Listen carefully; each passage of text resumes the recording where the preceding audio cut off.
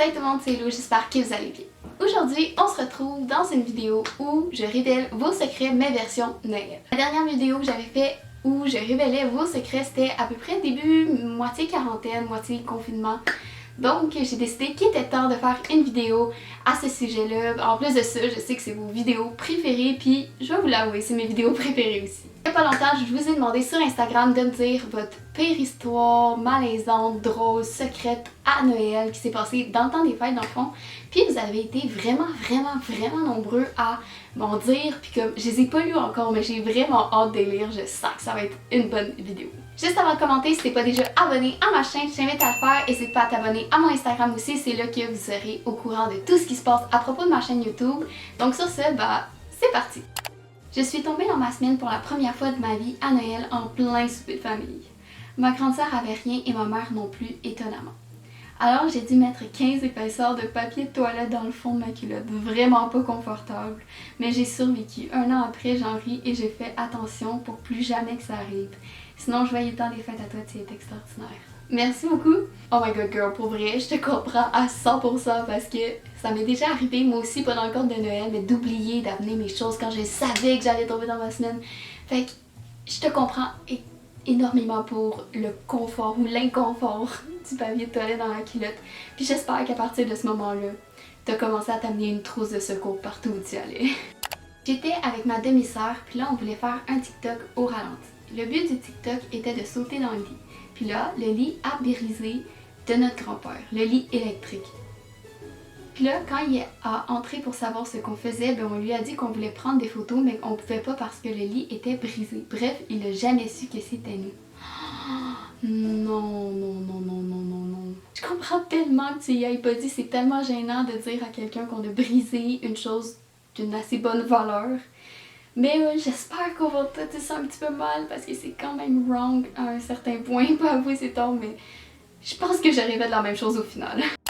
Par la suite, comme secret, mon chum et moi étions à un souper de Noël chez ma grand-mère et mon chum n'arrêtait pas de me chercher discrètement. Et je dois dire que j'étais assez dans le mood moi aussi. Nous avons donc décidé d'aller prendre une marche et nous l'avons fait dans un banc de neige. C'était froid mais ça en valait la peine. T'étais un peu dans le mood? Si t'étais juste un peu dans le mood, j'aimerais pas voir quand t'es vraiment dans le mood aller le faire dans un banc de neige. Après moi, t'étais beaucoup plus dans le mood que tu le pensais. Mon grand-père était sous et il a tombé dans le sapin. Un classique pour... On va s'entendre, des personnes saoules à la base, c'est toujours drôle, mais quelqu'un qui tombe dans le sapin, c'est drôle aussi, fait que c'est juste comme le moment parfait. J'ai été dans la famille de mon first love pour la première fois à Noël le 24 décembre au soir. Il avait un frère jumeau, mais il ne me l'a jamais dit. Noël se passe et en plein milieu de la nuit, je me réveille pour aller boire de l'eau et je suis passée aux toilettes avant. En sortant de la salle de bain pour me rendre dans la cuisine, je tombe sur mon chum et il commence par me teaser et on finit par coucher ensemble. Il avait une voix légèrement différente, mais rien pour m'alerter à ce moment-là. Turns out, c'était le frère jumeau de mon chum et il est revenu de travailler tard, donc c'est pour cela qu'il était dans la cuisine à cette heure-là. Encore aujourd'hui, je n'ai rien dit à mon first love, même si nous ne sommes plus ensemble. Maintenant, c'est la première question que je pose quand je rentre contre un gars. Oh my god! Dès les premières lignes, dès que le frère jumeau est rentré en jeu, j'ai tout de suite un peu compris comment ça allait finir, mais je me doutais jamais que ça allait finir autant comme ça, autant par hasard. C'est quand même fou quand même, les guys. C'est une excellente idée de poser ça comme question, tu sais, subtilement. As-tu un frère?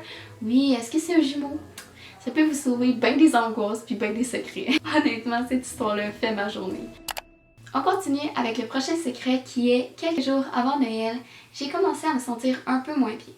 Gorge sèche, nez qui coule, fatigue, mais rien de très intense. Je me disais que ça pourrait être le stress et la fatigue de l'école qui tombe. J'ai été voir ma famille et après le souper de Noël, on a ouvert les cadeaux. Quand ça a été mon tour, j'ai eu un méchant haut de cœur et j'ai vomi sur le cadeau. Par chance, il était emballé et il n'a pas été abîmé. Oh my god, je me sens tellement mal à ta place, ça doit tellement être humiliant de vivre ça devant tout le monde.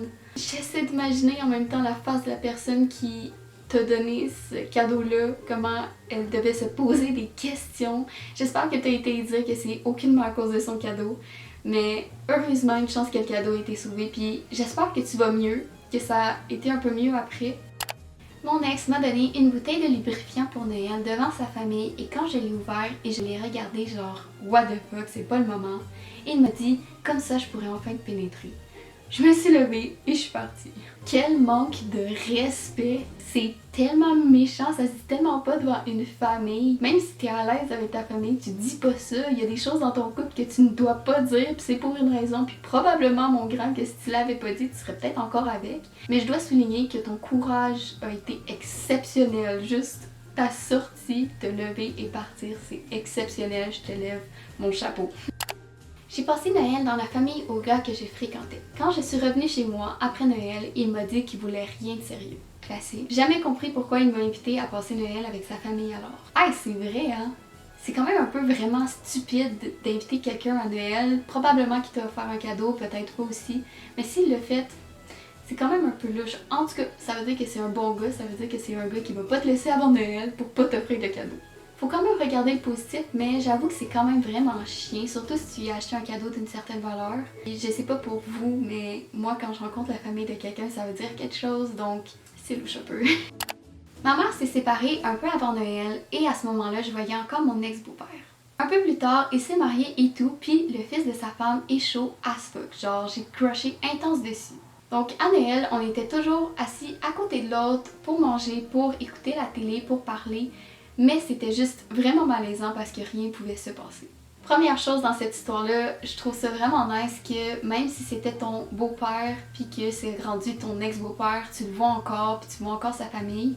Je trouve ça vraiment nice à quel point les liens de famille non conventionnels qui sont un peu... c'est quoi le mot? Des familles recomposées puissent se voir ensemble puis se retrouver.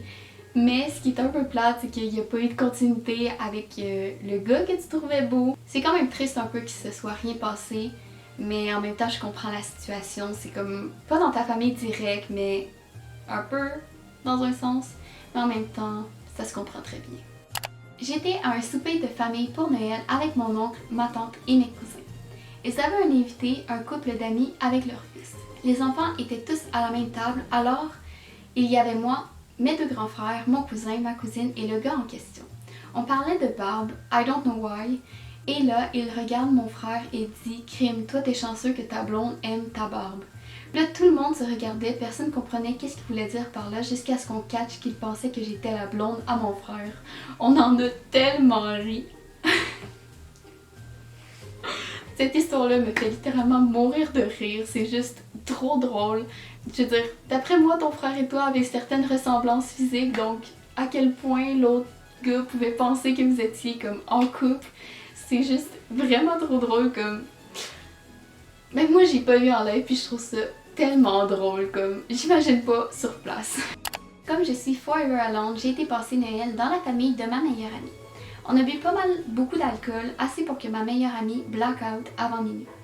Le beau-père de ma meilleure amie me montrait où étaient les choses et quand j'ai voulu aller vider le bol de vomi dans la toilette, son beau-père était tout nu pour aller dans la douche. Je dois avouer qu'il était assez séduisant, donc je n'ai pas pu m'en empêcher et nous avons fait l'amour dans sa salle de bain. Je ne lui ai toujours pas dit et heureusement, il n'est plus son beau-père.